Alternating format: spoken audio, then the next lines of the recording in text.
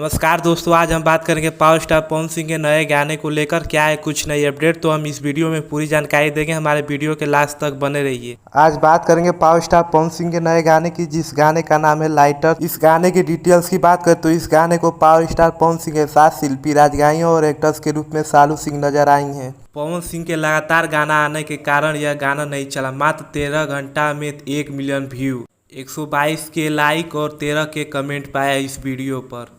बात करें इस गाने की तो इस गाने का म्यूजिक और लाइरिक दोनों हिट है, फिर भी गाना नहीं चला। एक गाना और आया है जिस गाने का नाम है हिला के नाचा। इस गाने का भी म्यूजिक और लाइरिक दोनों हिट है, फिर भी यह गाना नहीं चला। मात्र 2 दिन में 3 मिलियन। पवन सिंह इतना भी गाना न निकाल दें कि कोई गाना चले ही ना, तो पवन सिंह को धीरे धीरे गाना छोड़ना चाहिए। तो बात करें पावर स्टार पवन सिंह के नए फिल्म की, जिस फिल्म का नाम है सूर्यवंशम। तो इस फिल्म की शूटिंग चालू हो चुकी है कल से। इस फिल्म में हीरोइन के रूप में आस्था सिंह नजर आने वाली हैं।